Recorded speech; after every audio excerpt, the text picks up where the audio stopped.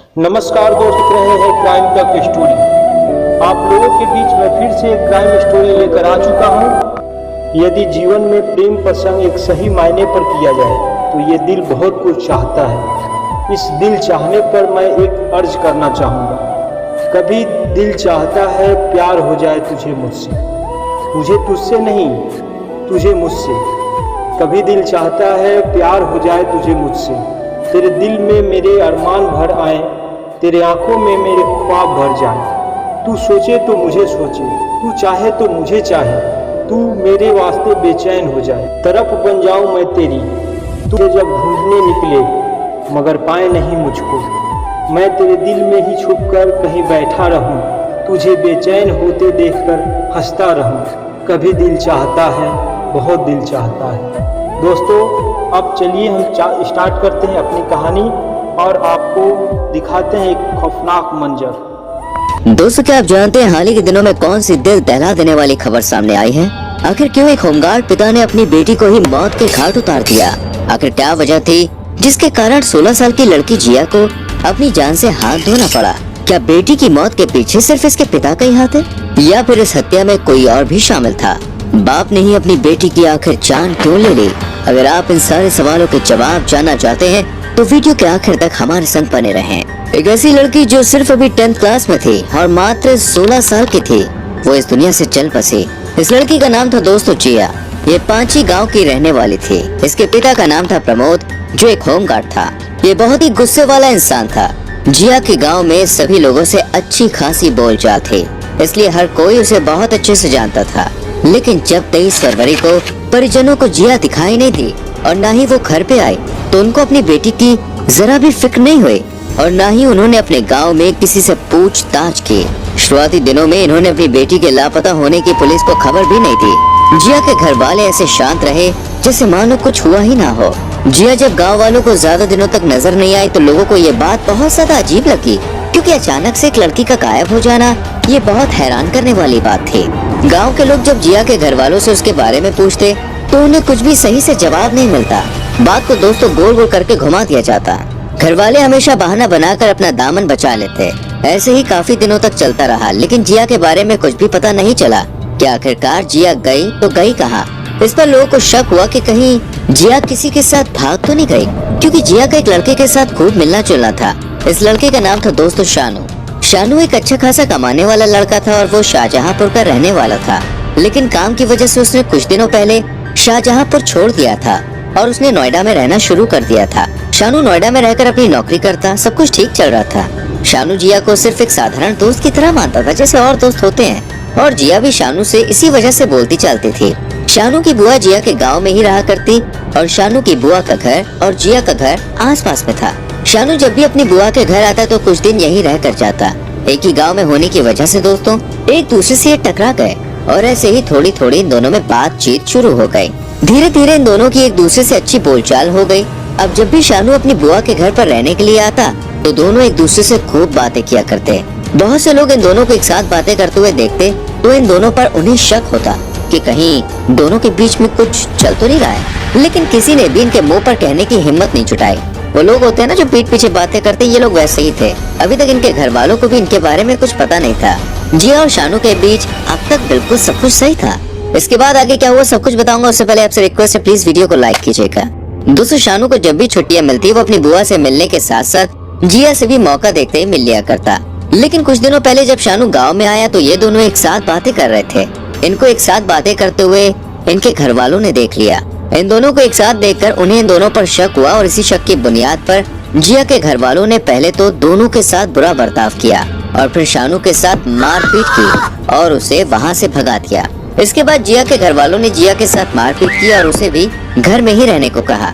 जिया का कहीं भी बाहर आना जाना बंद कर दिया था।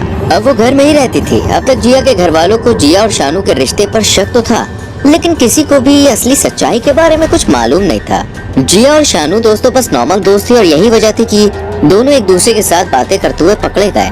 जब ये खबर गांव वालों को मालूम पड़ी तो इन्होंने भी इस खबर के खूब मजे लिए और कहा कि भाई हम तो ये सब पहले से जानते थे। और ये खबर देखते ही देखते जंगल में आग की तरह मानो फैल गई। लेकिन जब गांव वालों को ये बात पता चली कि जिया कुछ दिनों से लापता है तो कुछ लोगों को ऐसा शक होता है कि जिया शायद फरार हो गई है। वहीं कुछ लोगों को ऐसा लगता है कि जिया के घर वालों ने बदनामी के डर से उसकी हत्या कर दी है। इसी शक की बुनियाद पर 25 फरवरी को गांव के एक अनजान व्यक्ति ने पुलिस को फोन किया और जिया के लापता होने की खबर दी और कहा कि हमें ऐसा लगता है जिया लापता नहीं हुई है, शायद उसकी हत्या कर दी गई है। जब पुलिस को इस बात का पता चलता है तो पुलिस तुरंत ही हरकत में आ जाती है और इस केस की जांच पड़ताल में पूरी तरह से जुट जाती है। फिर 26 फरवरी को पुलिस को एक फोन कॉल आता है जिसपे उन्हें गुप्त सूचना दी जाती है और वो शख्स पुलिस को बताता है कि जिया नाम की लड़की का शव हिंडन नदी में फेंक दिया गया है और इस सब के पीछे उसके पिता प्रमोद और उसके चाचा मोहित का हाथ है। ये बात खुद बागपत वरिष्ठ पुलिस अधीक्षक नीरज ने बताई। ये केस थाना चंडीगढ़ में दर्ज किया गया था और ये खबर पुलिस को उनके ही एक मुखबिर ने दी थी। इसके बाद पुलिस ने प्रमोद को अपनी गिरफ्त में लेने के लिए उसकी तलाश करना शुरू कर दिया, लेकिन प्रमोद जल्दी पुलिस के हाथ नहीं लगा। प्रमोद बहुत ही शातिर और खतरनाक था। उसको पता लग गया था कि पुलिस उसकी छानबीन में लगी हुई है और पुलिस को उस पर पूरा शक है।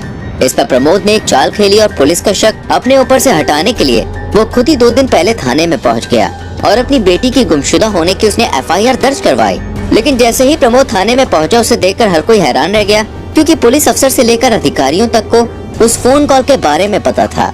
इसलिए उनकी FIR दर्ज करने के बजाय पुलिस ने इस होमगार्ड को शक के आधार पर थाने में ही रोक लिया और इससे पूछताछ करनी शुरू कर दी। पुलिस की सख्ती को लेकर पहले तो होमगार्ड ने पुलिस को ही बरगलाने की कोशिश की और कहा कि उसकी बेटी शाहजहांपुर के एक लड़के के साथ प्रेम संबंध में थी और उनकी बातचीत होती रहती थी और जिया उसी लड़के के साथ फरार हो गई है। होमगार्ड ने पुलिस को चकमा देने की कोशिश तो बहुत की, लेकिन कानून के हाथ दोस्तों बहुत लंबे होते हैं, वो उसकी बातों में नहीं आए। जब पुलिस ने देखा कि ये तो भाई ऐसे सच बताएगा नहीं, तो पुलिस ने उसके साथ सख्ती से पेश आना शुरू किया। इसके बाद प्रमोद ने पुलिस को सब कुछ सच बता दिया और बताया कि क्यों और कैसे उसने अपनी ही बेटी की हत्या की। जी हाँ दोस्तों, आप सोच सकते हैं एक बाप अपनी बेटी का हत्यारा है, ये बात बिल्कुल सच है और शायद यही कलयुग है। SP के अनुसार जिया के पिता प्रमोद का बयान था कि उन्होंने और उनके घर वालों ने जिया और शानू को एक साथ बात करते हुए देखा था, जो उन्हें बिल्कुल भी बर्दाश्त नहीं हुआ। 23 फरवरी को शानू और जिया को एक साथ देखकर जिया के घर वाले बहुत ज्यादा गुस्सा हुए और उन्हें गांव में अपनी बदनामी फैलने का डर था कि कहीं ये बात गांव वालों को पता लग गई तो गांव में हमारी तो थू-थू हो जाएगी। प्रमोद एक बहुत ही खुददार किस्म का आदमी था, लेकिन ये खुददारी कैसी की जो अपनी ही बेटी की हत्या कर दे, पर उसकी नजर में वो खुददार था। उसे बिल्कुल भी बर्दाश्त नहीं था कि उसकी बेटी या उसके घर वाले दूसरे लड़कों से बात करें। इसलिए जब उसने जिया को शानू के साथ बात करते हुए देखा तो वो अपने गुस्से पे काबू नहीं कर पाया। इसलिए जिया के पिता प्रमोद और उसके चाचा मोहित ने अपनी बदनामी और गुस्से के चलते जिया की हत्या कर दी और जिया की लाश को हिंडन नदी में फेंक दिया। इसके बाद पुलिस ने जिया का शव हिंडन नदी से बरामद किया। पुलिस ने प्रमोद और मोहित को हिरासत में ले लिया। दोस्तों, प्रमोद और मोहित ने ये खेल बहुत ही समझदारी और चालाकी से रचा तो था और उन्होंने कोई सबूत भी नहीं छोड़ा था जिससे ये पता लग सके कि जिया का खून उसके ही पिता और चाचा ने मिलकर किया। लेकिन बुरे काम का नतीजा हमेशा बुरा होता है। पुलिस की नजरों से आज तक कोई नहीं बचा है, इसलिए ये दोनों भी इतनी चाल चलने के बाद भी पुलिस के हाथ लग गए और पुलिस ने इन पर मुकदमा दर्ज किया। प्रमोद होमगार्ड के खिलाफ चांदी नगर थाने में IPC की धारा 302 हत्या और 201 सबूत मिटाने की कोशिश का मामला दर्ज किया गया, क्योंकि जो इन दोनों ने किया उसकी माफी मिलना मुश्किल ही नहीं बल्कि नामुमकिन है।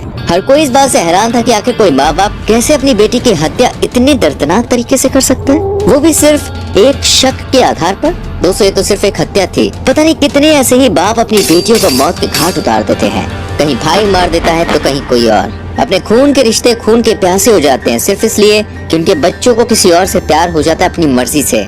वाकई में हैरानी होती कि आज के समाज में इतने क्रूर लोग पैदा हो गए जिन्हें दूसरों की जान तो दूर अपने बच्चों की जान की भी कोई परवाह नहीं है। आपको क्या लगता है कि प्रमोद का अपनी बदनामी की वजह से जिया को मारने का जो रास्ता था वो सही था या फिर पूरी तरह से गलत? अपनी राय कमेंट सेक्शन में जरूर लिखना, वीडियो को लाइक करके शेयर भी करना और आने वाली वीडियोस को देखने के लिए चैनल को सब्सक्राइब करके बेल आइकॉन प्रेस करें। अगर फेसबुक पे देख रहे हैं तो पेज को फॉलो करें। हम आपसे मिलेंगे एक और ऐसी ही मिस्टीरियस और खौफ से भरी कहानी के साथ। अपना ख्याल रखें, सुरक्षित